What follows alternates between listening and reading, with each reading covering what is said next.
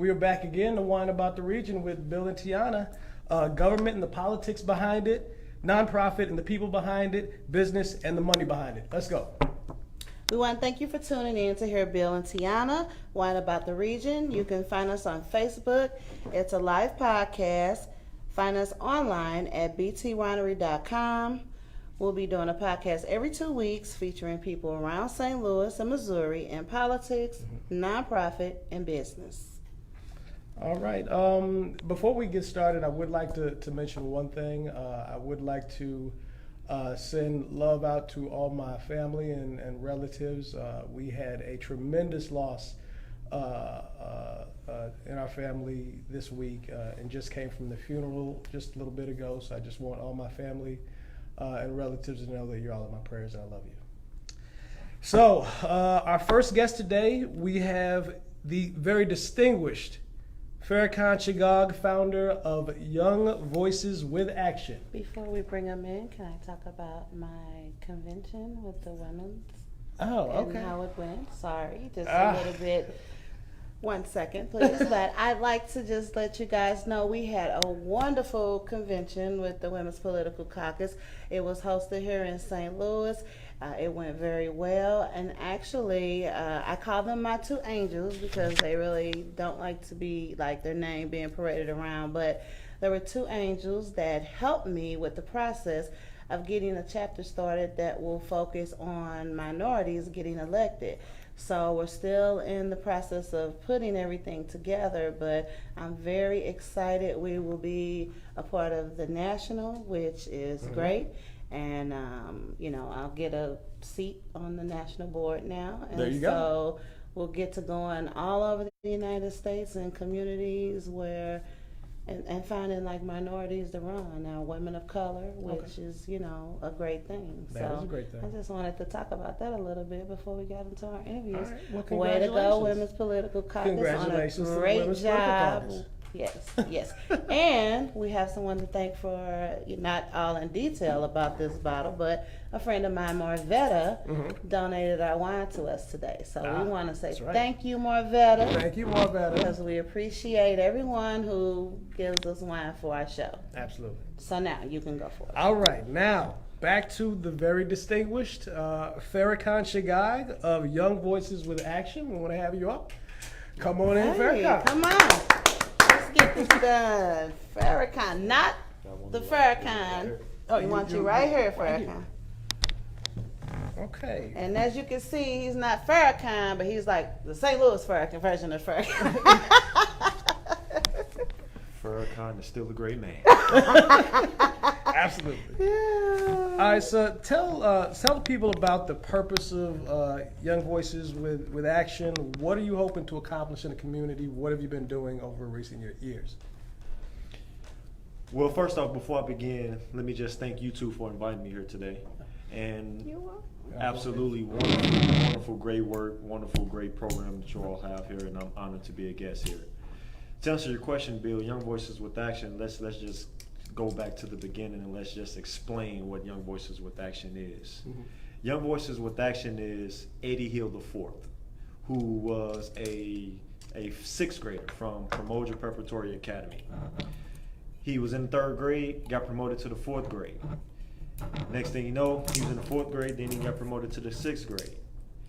Eddie Hill IV was killed on July 19th, around the corner from this facility where we're at. The kind of young man that he was a young man that had a lot of energy, a lot of ambition, that had a bright future. That's Young Voices with Action. Young Voices with Action is also that young man that stays in the community of Wellston, that stays in the community of University City, that stays in Bellefontaine, that stays in North County, that stays in North St. Louis City and South St. Louis City, that decided to say enough is enough. And that decided to take on the mantle, to take on the responsibility, to really be the change that they are demanding that they see inside of their community, but not just their community, but also their churches, also their homes, also their jobs, and also in their schools. So that's Young Voices with Action. It's an idea, it's a movement, it's a systemic process in which young people in St. Louis are gravitating to propel and to make their community safer and make it better for them to grow and for them to be successful. So that's Young Voices with Action. Okay. All right. You've also made a move into politics. You ran for the 86th House seat. It was 86, right? Is that Yes. That's correct. 86. Okay. Okay. Tell us what made you make that move, and what might future hold for you running for office, elected office. Let's talk. Well, Put it first out off, there. first off, I ran for state representative in District 86. That seat was an open seat. Former state representative Joe Adams, who was running for state senate at the time. It was just an open seat. Mm. And what we've done and what we have been talking about over the years and over the months, especially since 2014, was how do we get leadership in Jefferson City, in Clayton, and down on Tucker Absolutely. to really hear the voices of the most disenfranchised group of people in St. Louis, which is young people under the age of 35. If you think about it, there's not a place where a young person can go and feel safe. Right. There's not a school in this state where a young person can go and feel that they are reaching their full educational achievement level. There's not one place in this state where a young child can go to a hospital and receive free health care. There's not a place in this state where a young man or a young girl can go and feel safe and not have to feel that they are being punished for calling the police to respond to a community issue. But to make the long story short, there was a need. We felt that we needed to step up. We felt that we needed to go ahead and to grab that mantle, grab that torch, and run with it. And I'll throw this in there. I sort of have just become familiar with you over the last few years. We've developed a relationship together, and I will say the energy that I saw come from you and the folks that supported you and had your back was tremendous. Like, these weren't folks that just picked a candidate that they liked.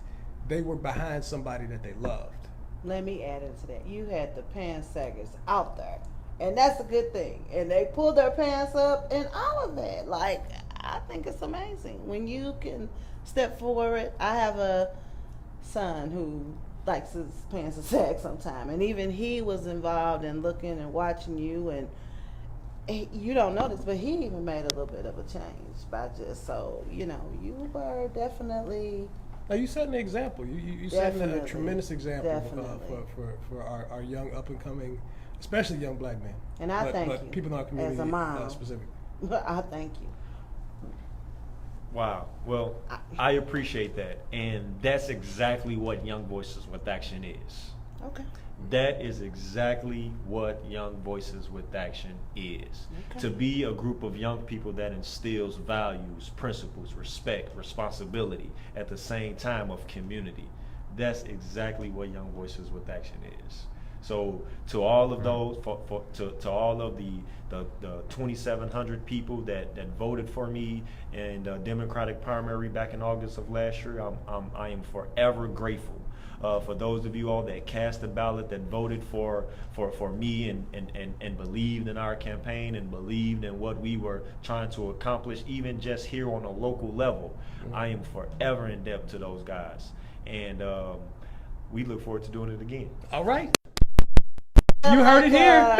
You heard it here first. So while we saying 2020, be on the lookout. Nah. You want to look into the camera. Everybody better listen for footsteps behind you. I think he's coming.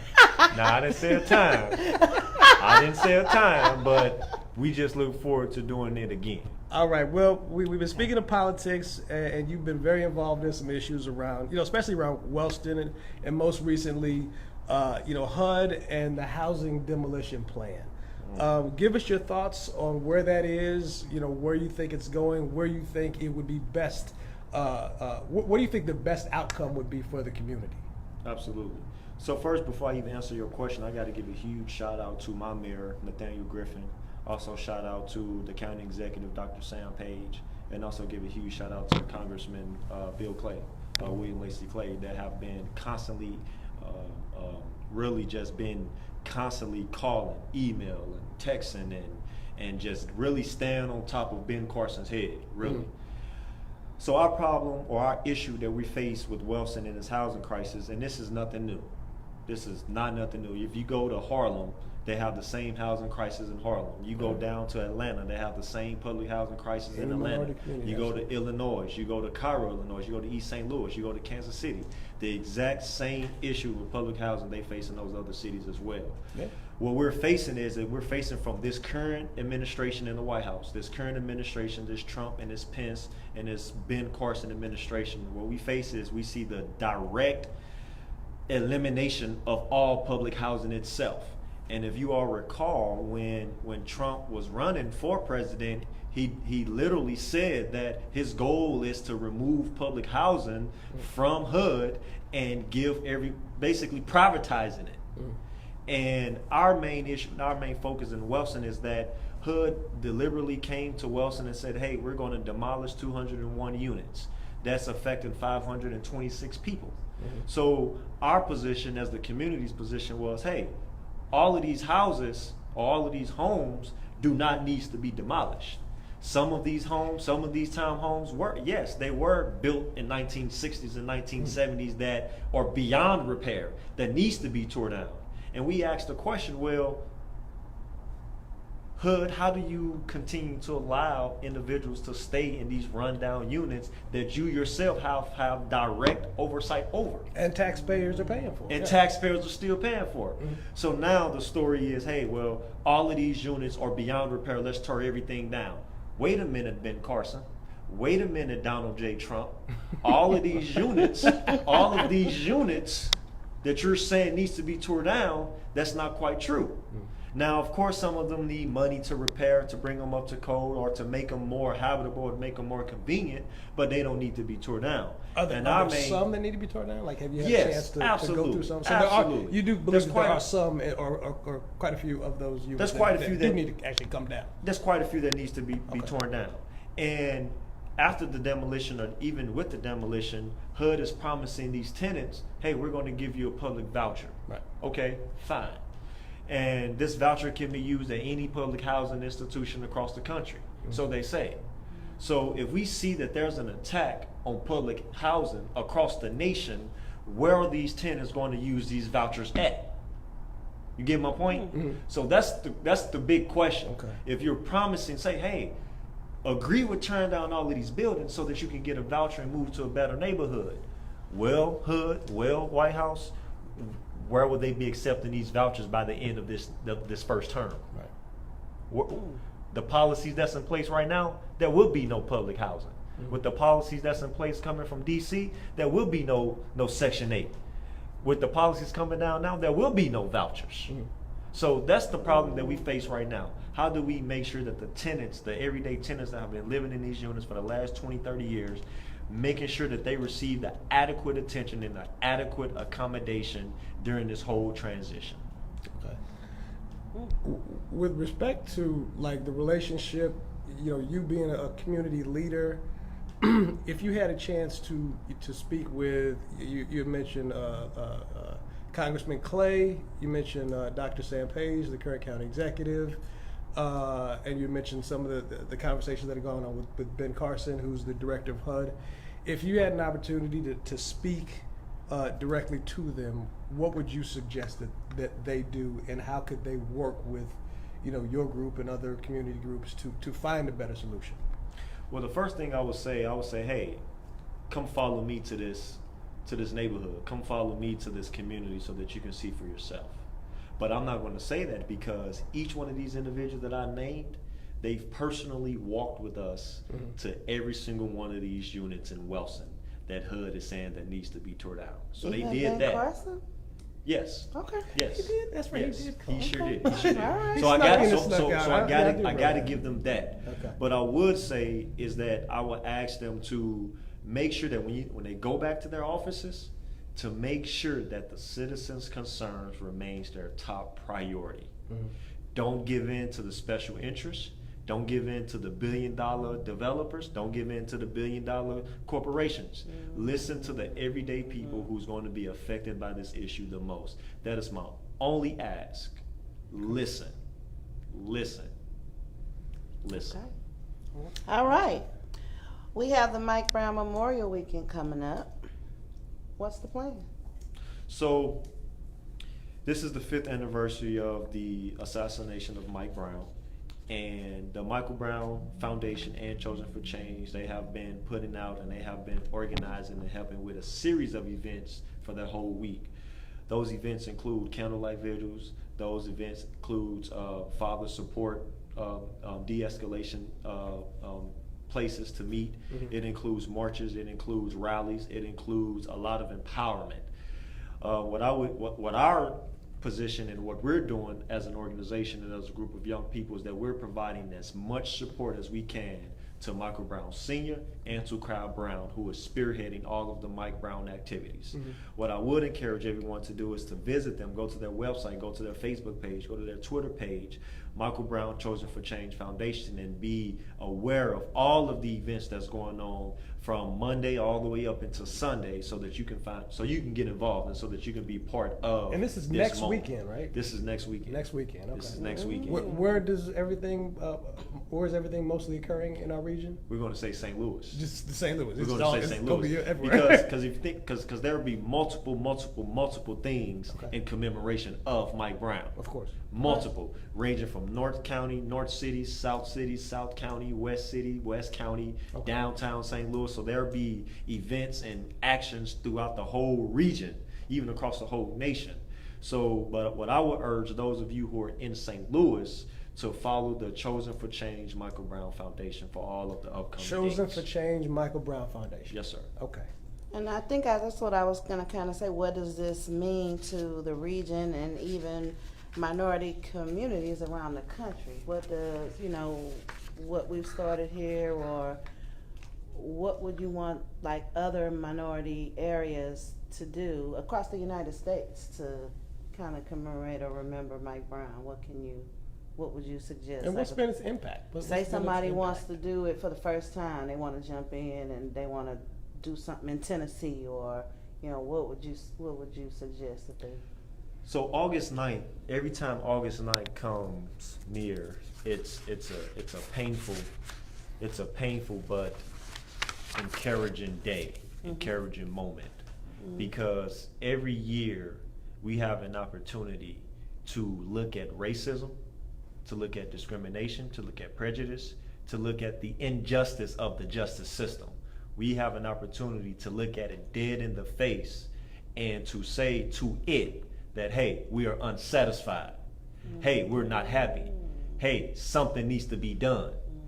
And our evidence of that is Michael Brown. So by even just having that conversation, right, followed by action, it gives St. Louis to be a light of the nation.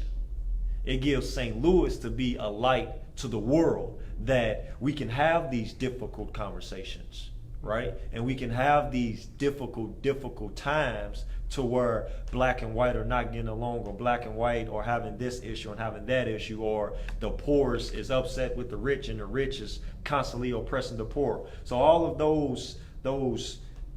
that unbalance, we have an opportunity to really step in front of it and to solve it and to be leaders like we say that we are, to try to address these issues.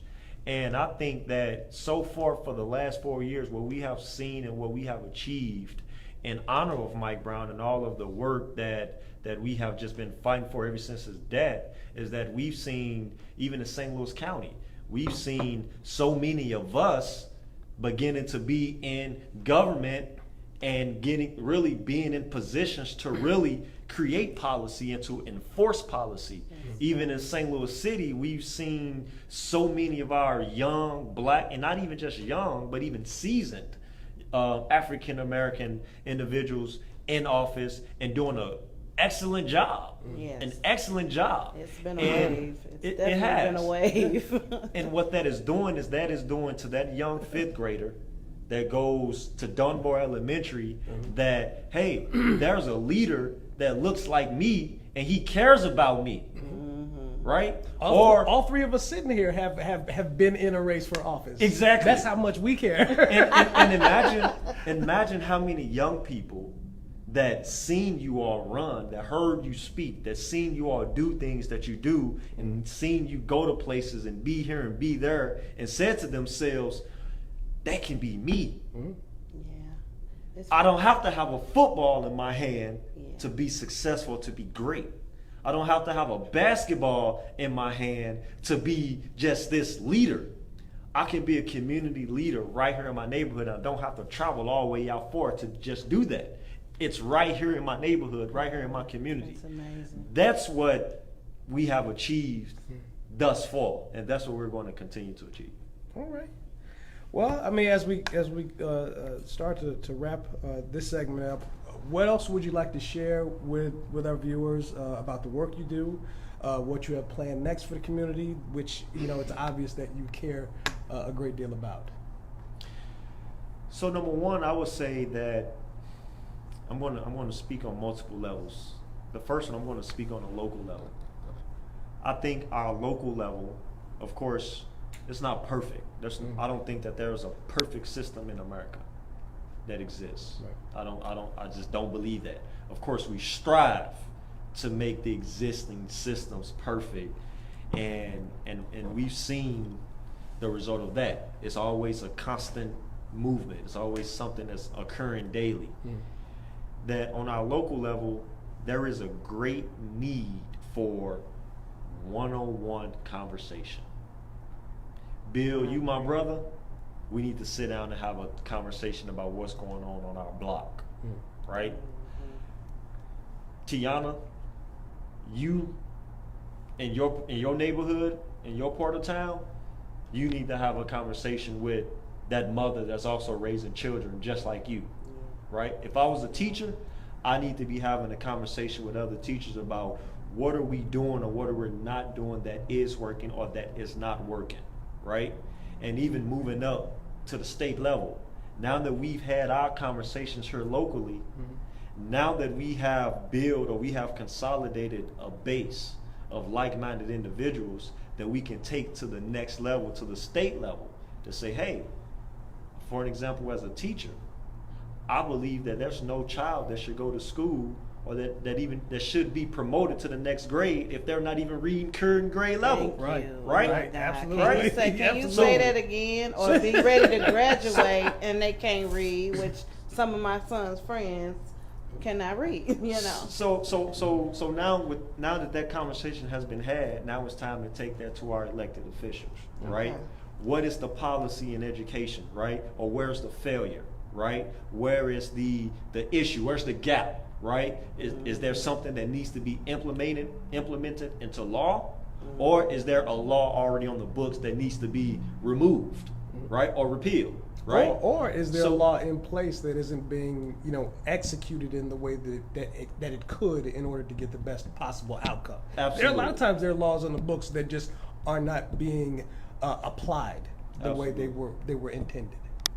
So even on the state level, now taking it up to the national level. I mean, like even our national government, it seems to be so anti-working families, working class. It seems to be so anti-peace and so negative, right? Everything that spews from the White House is negative, and it's having a ripple effect, right? Yeah. But if we have conversations just on our homes, within our communities, and within our schools, and within our churches, right? We are able to defend what we believe in, which is justice, which is righteousness, which is love, which is peace. If we're having that one-on-one conversation on the local level. Because otherwise, if we're not having that conversation on the local level, it'd be easier for Donald J. Trump to send some guys down here and to wipe us all out, right? Wow. Or just to even if he says just one word and he incites someone to do what they believe he wanted them to do. Exactly. Right? And a lot of that's happening. So that's how it works on a local level, a state level, and a federal level. And if I had any more energy than what I got now, if I had any more knowledge, if I had, you know, just a little bit more money, I know that's just right. a little bit more money, I would urge all of your viewers, I would urge all of our people in St. Louis City and St. Louis County that to step up. Whenever you see something going wrong, whatever level it's on, right. Speak up, say something, do something, right? Do not sweep it under the rug. Do not pass it along. Do not just and close your eyes and imagine that it didn't happen. I agree 100%. Some people, when I was in the race briefly for county executive, thought I was crazy for doing it, but I knew exactly what I was doing. I knew why I was doing it. Right. And a lot of the reason why I was doing it has come to pass. Folks have seen that. You know what? He might not have been so crazy. But no, I'm definitely with you there. We all have to step up. We all have to step up. It's this time. Even when you're scared to step up, huh? Oh, yeah. Sometimes you're terrified to do it, but you got to do it. All right. One last thing. I'm gonna just say this one last thing. We love hearing you talk.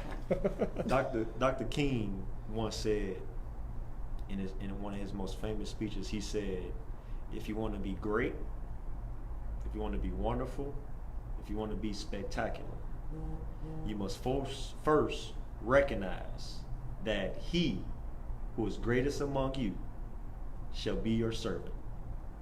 Wow, it seems like you need a microphone so you could drop it right now.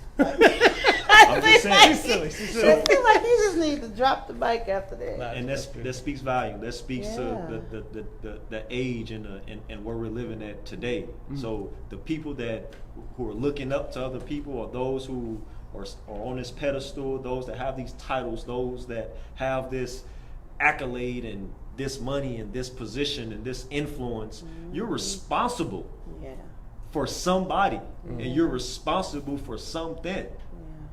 Yeah. So step up and lead. Step up.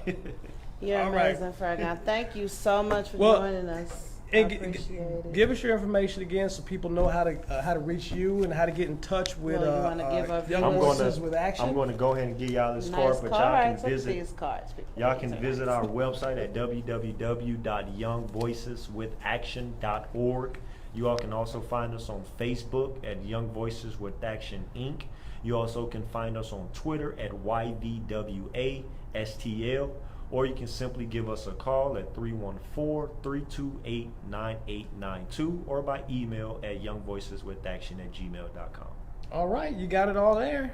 Yeah, you heard it right here. You heard it right here. And Farrakhan, we'd like you to stick around as we bring in our next guest. Hang out with us. We now have the 90th District Missouri House Representative and now candidate for the 15th District in the Missouri State Senate. And that is Miss Deb Lavender. Deb, come on in. Hi, thanks for having me. Great to be here. It's great to have you here. Now let's take care of a little housekeeping real quick. I just want the folks out there to know my co-host should go ahead and disclose her relationship with Deb. So you go right ahead. Well, okay, do you have a relationship with him? Yes, I do. Okay. Well, what we do on every show, we always talk about, like, when we bring someone on, we always talk about, well, this is how I know this person, or this is how I know that person. So I will say that I met Deb through the Women's Political Caucus, and, you know, she was very approachable, very easy to talk to, and just really upfront. And that's one thing that attracted me to just sticking around and getting to know more from her, is because she just kept it real. And sometimes a lot of people can't take it when people keep it all the way real. And sometimes when you meet people that are like from West County and far out areas, they don't keep it real with African Americans sometimes. They're very but she's very much like across the board, like, this is what you should do. Teona, go in your community. One thing I want to do is say I brought this as a special gift for her today. This is a button here. Deb has been my physical therapy. She does physical therapy. There you go. And I've had a few, I've had a file before to where she's a good friend. Anyone that'll sit there and, fix your knees, get your ankle where you can walk on it again and stuff like that is very, very special to me. She's also told me about things that I've never really, not that I was scared to really talk about it or come in the forefront about my disability or stand up for other people with disabilities, but she made me see it on a different level to where I got to meeting people that feel like, ooh, you do all that? I could never do that. Or that's probably why it's taking you so long, because you have a disability to actually win, and just stuff like that, to where now I've really taken the charge on, I want to find other disabled people. I want to know why there's no disabled people in the room now, just because of conversations me and her just had, me getting therapy from her and all that. I mean, she's right. If that's something that I can bring someone else along, and sometimes, I don't knock as many doors as her. She's like she's known through our caucus, our political caucus for the, yes. But I did call 4,000 people last time I ran myself. And I had all those conversations, probably over 1,000 with people. And that's just because, you find out what way can I make my mark, or what way can I make my dent. So at this point, sometimes some of the ladies in our caucus, they compare, like they say, keep going, you've got to keep going like that. Deb Lavender went, they don't even know me and her are friends. They say, Deb Lavender, she went all these times before she got, and I was like, I know. And I definitely, I'm definitely going to keep going, and I definitely have her as a role model and to look up to. So well, ask her some questions. Well, may I please say thank you for having me as a guest. I appreciate the opportunity to be here, and very nice to be able to see Farrakhan again. I notice you've got some purple on, so I'm going to say that's both in honor of Women's Political Caucus, which purple well, is it's actually supposed to be for you, but I couldn't find lavender, so. I was going to say, and I appreciate that you put that on. I'm sure that was with thoughtfulness of my coming down here. It was. It is a trademark of mine to wear lavender, and you're right, the Women's Political Caucus was in town last week, and you put on a great show. And we had people from across the country come in, and it was an extraordinary weekend. It was. So thank you for all that you did for that. And I appreciate that you have a Loretta Days on. Well, it kind of went when I put the Well, it purple does. on. I Yeah. said, well, let me just grab a sticker. Because I know we're getting closer and closer to that We are getting election, close. and I know We she's are. working hard for that. Yeah, so She's working good. very Well, hard. glad to be here. We appreciate you. You've been in the house since 2015, correct? One in 2014, yep. So I'm in 2014. January of 15. You're right. All right. Tell the people, our viewers, who may not be so familiar with you, a little bit about your history in politics, and maybe some success stories. And Well, even some horror stories. Give me some Yeah, horror let us stories. hear Well, the. we'll see what comes up. So if people don't know, I started running for office in 2008. And so I really kind of started speaking out loud to friends in 2005 that I wanted to run for office, and they were very supportive of that. And so the first time my seat was open in 90, it's the Kirkwood Glendale area, I ran and lost. And I lost with, I think I got about 47% of the vote. So that was my first adventure into the arena. Nobody really knew who I was. I thought that was pretty decent. And so then I ran again in 2010, which everybody will remember was the year of the Tea Party. Yeah. And was the worst year I ever had. So Yeah. it was the election right after Obama had been elected, and people were pushing back horribly. And so that was a bad year for everybody. In 2012, we redistricted after the 2010 census, and I actually felt my district became a little bit more favorable, a little bit more Democrat. So I chose to run again. The problem was I kept running against the same, I call them homegrown incumbent. Large family, had been in town, I had known people for 30 and 40 years. I can definitely relate. So,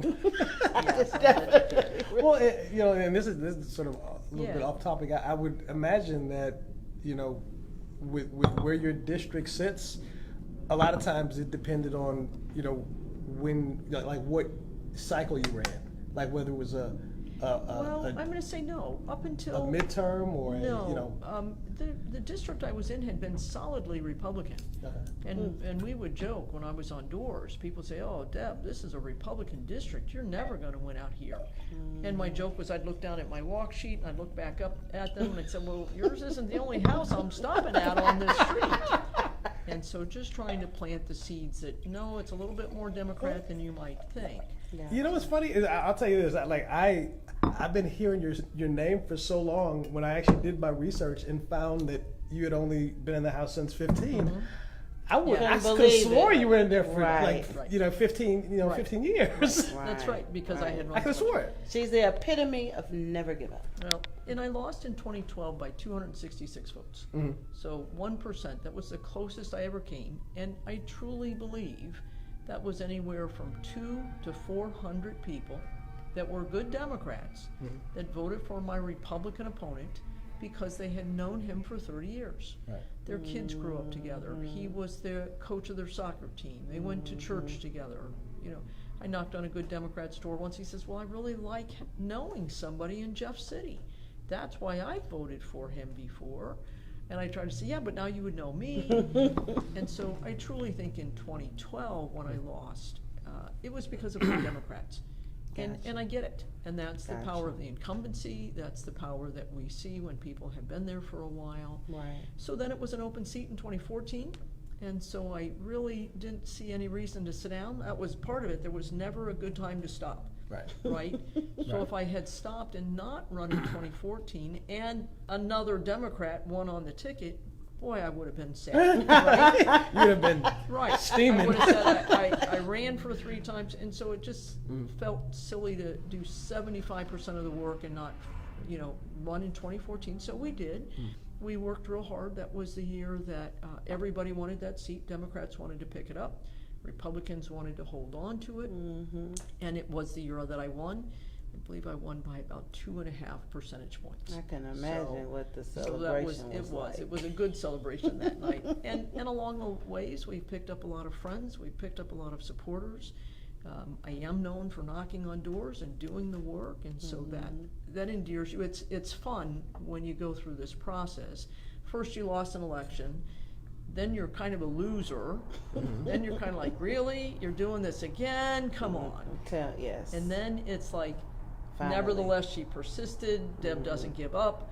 She keeps at it. I mean, the accolades start coming in because, and I think, well, they started coming in 14 even before I won. Kind of like, wow, this woman works hard. She doesn't give up. She must really want this. I don't doubt in 14 I had good Republicans vote for me because they said, oh my goodness, she's doing this again. Yeah. So I think that's where the good stories are. I think is I continued, I persisted, and then we finally won. In 16 I won by 11.5 points, which felt pretty good. It was a Right. brand new person to town, and I think he had been talked into running against me, and he didn't know what he didn't know. Yeah. And then I had the great opportunity of being unopposed in 18 and helped other people who were running for office that year and tried to help out with messaging and giving them different memes and across our state to see if we could pick up some additional seats. Okay. Well, I just want to jump into put some meat on the bones as far as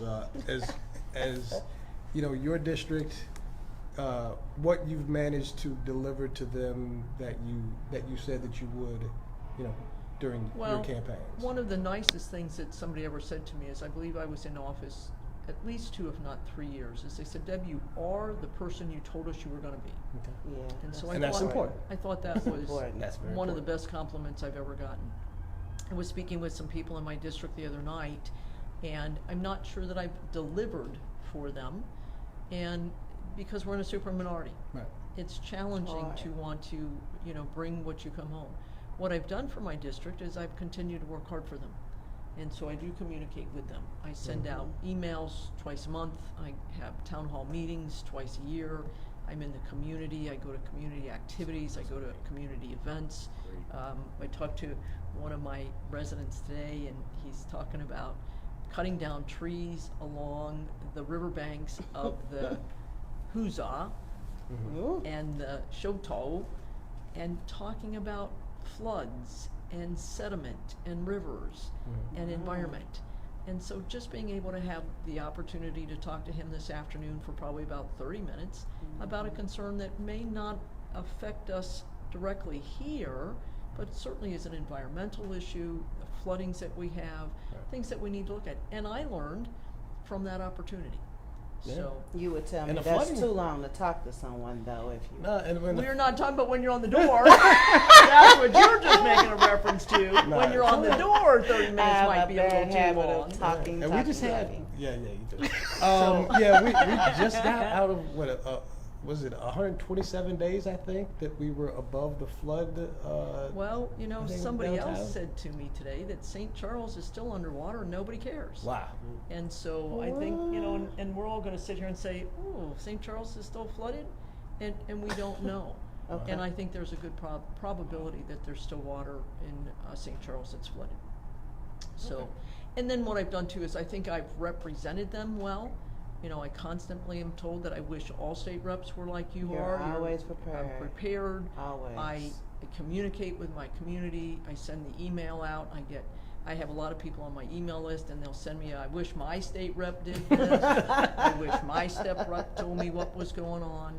So I think Yeah. what I've done for my community has been in communication with them and let them know what's going on and what's happening, whether it's good or bad in the State House, and keeping them informed about what's going on. Okay. Well, let's switch into the next gear. Uh-oh, here we go. What made you get into the Senate race, the 15th district? Oh, I thought we were going to talk about fundraising. No, we're No, gonna get to that in a we second. gonna talk about We're it. gonna Yeah, talk we about definitely the gonna Senate talk race. We'll about talk fundraising. about the Senate race. And you know, one thing, you know, this is wine about the region, so we're gonna do our best not to sugarcoat over anything. Yeah, we're we gonna don't talk sugarcoat. about it, We and you straight answer up. what you want to answer. We go from there. But you know, obviously, Mark Osmack, who was a candidate for, it's the 2nd congressional district, right? Yes. Last year. Yeah. He was your candidate. Well, it was before Deb had gotten in, Well, and I but saw. how about I saw, in the congressional district? Huh? Was he your candidate in the congressional race? Yes, Against personally, Fort Van yes. Ostrom? He, Yeah. he was, yeah. Yeah. But obviously, you know, when Right. a court, you know, won the nomination, then you know, Right. we move forward. But yes, Right. I'm a big fan of Mark. I love sort of his progressive tenacity, I'll call it.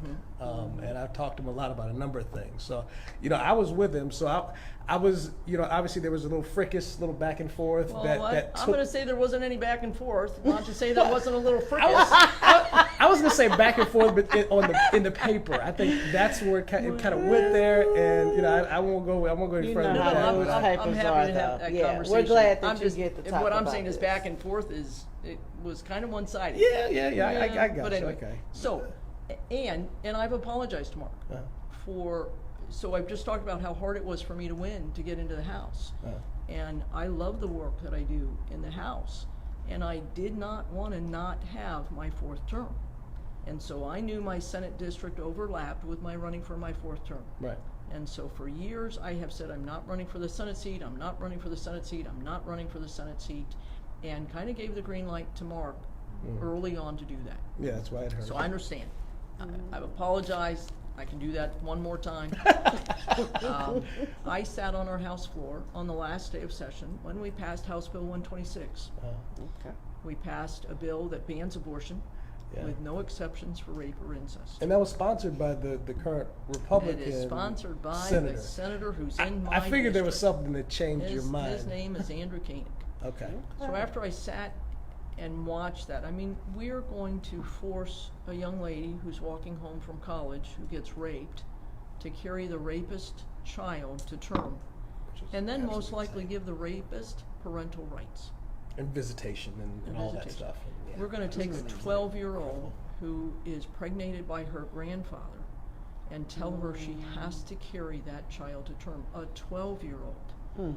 We're having no exceptions. So that was stunning all by itself. And then, of course, Planned Parenthood, NARAL, and a couple of student organizations put on some rallies the week afterwards. And there was one woman particularly, and I'm sorry I don't remember, I don't know if you went to them, there was one woman in particular Downtown I who did, kept by the telling arch. us, if you can, you must. So if you can, you must. And I realized that I had positioned myself better than anyone to run against Andrew Koenig and win. Between my fundraising ability, the contacts that I've made, I'm looking at you because you say talk to your community. I think I've done that. I think I've talked to beyond just my district. There are people in a wider region that know who I am because of the activities that I've done. And so for those reasons, I felt that I had the best possibility and the best opportunity to beat Andrew in November of 2020. And so because of that, and I talked to people, I called the party people, I called some stakeholders in the community, both organizations, people in office, and said, what do you think? And truly was met with significant support. And so then after. So you put your own feelings about, I want to keep my seat, I want to play it Well, safe. You said, hey. Thank you, and that's it. I could have had it safe for 3 years. I could have sat back in my lounge chair at the top of the hill and watched everybody work real hard. Hey, down there. Yeah. Because I would not be busy this summer. I'd be having a little bit more time off this summer. But you care that much Well, about your. I think, and it's not just the no exceptions, right? The man I'm running against wants to take $50 million and use for school vouchers for people who go to private schools and for people who homeschool foster kids. Wow. And I say that one because my opponent has foster kids that he homeschools.